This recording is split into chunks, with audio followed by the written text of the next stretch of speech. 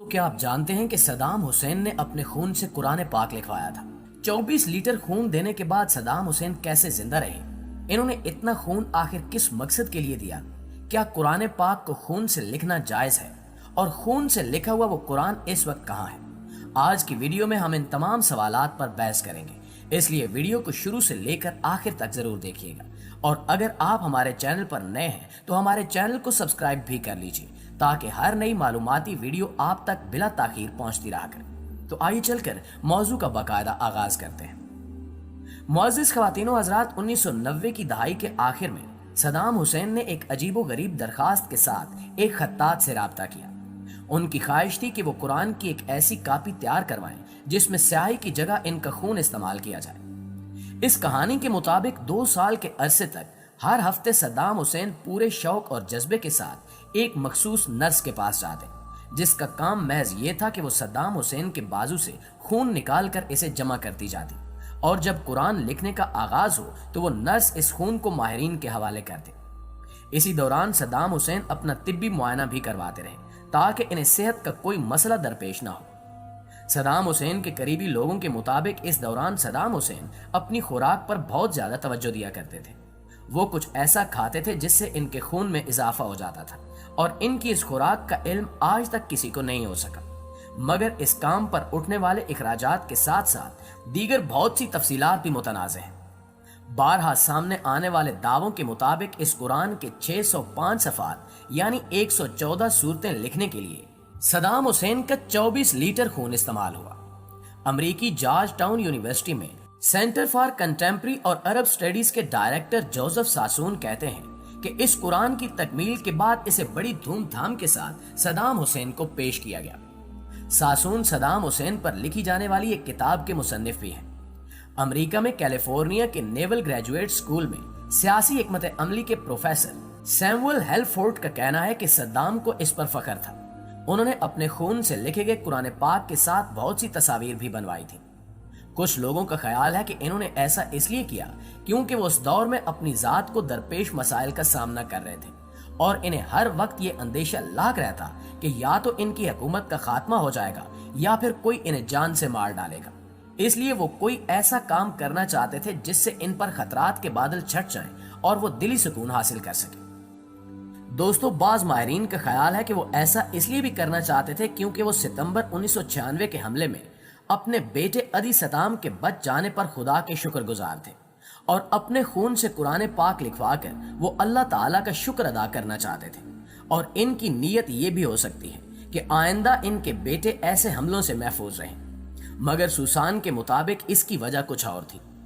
سوسان کہتے ہیں کہ خون سے لکھا گیا قرآن پاک ایک مثال ہے کہ کیسے کوئی آمر اپنا سیاسی مقصد حاصل کرنے کے لیے کسی بھی چیز کو استعمال کر سکتا ہے، چاہے وہ مذہبی کیوں نہ ہو۔ 1990 کی دہائی میں ایران کے ساتھ جنگ کے خاتمے پر صدام حسین کو احساس ہوا کہ ایرانی مذہبی سوچ پورے عراق میں پھیلتی جا رہی ہے، اور اگر اس سوچ کو روکنا ہے تو اس کے مقابلے میں کسی مذہبی سوچ کا عراق میں عام ہونا بہت ضروری تھا، ورنہ ایرانی مذہبی سوچ پورے عراق پر اپنے اثرات مرتب کر سکتی تھی۔ یہی وجہ ہے کہ ایک سوچے سمجھے منصوبے کے تحت صدام حسین نے عراقی عوام کے سامنے خود کو مذہبی ثابت کیا۔ ایک موقع پر انہوں نے اپنی جماعت کے بارے میں کھل کر کہا کہ باس پارٹی کے نوجوان بنیاد پرستی کی طرف مائل ہو رہے ہیں۔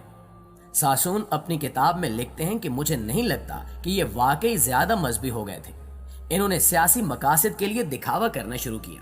انہوں نے مساجد تعمیر کروائیں اور ایک بڑی یونیورسٹی بھی تعمیر کی جسے وہ قرآن کی تعلیم کا بڑا ادارہ کہتے تھے۔ ان کی نظر میں یہ خیال بہت اچھا تھا کیونکہ وہ اس سے لوگوں کو اپنی جماعت کی حمایت کے لیے مائل کرنے میں کامیاب ہو رہے تھے۔ ناظرین گرامی، مغربی ماہرین کے مطابق صدام حسین نے اپنے مقاصد کے حصول کے لیے خواتین سے متعلق اپنا رویہ تبدیل کیا۔ جب وہ 1968 میں سیاست میں آئے تو روایات پر ہنستے تھے۔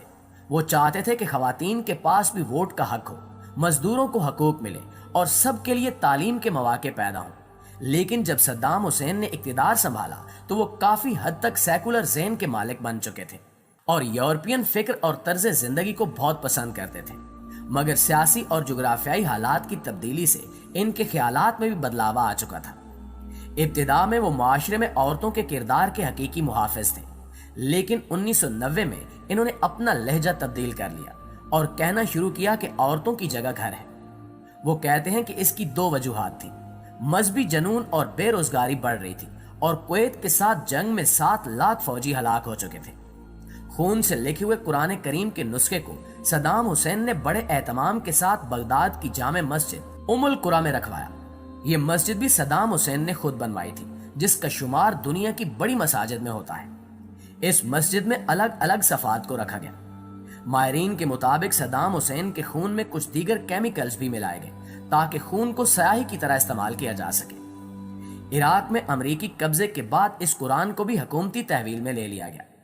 اگرچہ قرآن کو اسی مسجد میں رہنے دیا گیا، مگر کسی کو بھی اس کی اجازت نہیں دی گئی کہ وہ صدام حسین کے خون سے لکھے گئے قرآن پاک کو دیکھ سکے۔ ایک مضبوط شیشے کے اندر قرآن کے صفحات کو رکھ دیا گیا، جسے لاک کر دیا گیا، اور اس کی 3 چابیاں ہیں جو مختلف مقامات پر رکھی گئی ہیں۔ کسی صحافی یا سیاح کو بھی اس قرآن کریم کی زیارت کی اجازت نہیں دی جاتی، اور اس سلسلے میں میڈیا میں بے چینی پائی جاتی ہے کہ آخر لوگوں کو خون سے لکھے ہوئے اس قرآن سے کیوں دور رکھا جاتا ہے۔ وہ یہ سوال کرتے ہیں کہ کچھ ایسا غیر معمولی ضرور ہے جسے چھپایا جا رہا ہے۔ بعض لوگوں کا کہنا ہے کہ امریکہ نہیں چاہتا کہ صدام حسین کی کسی بھی یادگار کو عوام کے سامنے پیش کیا جائے، کیونکہ اس طرح عوام میں ان کی مقبولیت اور ہمدردی میں اضافہ ہو سکتا ہے۔ دوستو، اب سوال یہ پیدا ہوتا ہے کہ خون حرام ہے، اور اگر کپڑوں پر خون لگ جائے تو کپڑے پاک نہیں رہتے، اور اس حالت میں نماز بھی ادا نہیں ہو سکتی۔ اگر خون نجس ہے تو اس سے قرآن پاک کو لکھوانا کس طرح جائز ہو سکتا ہے؟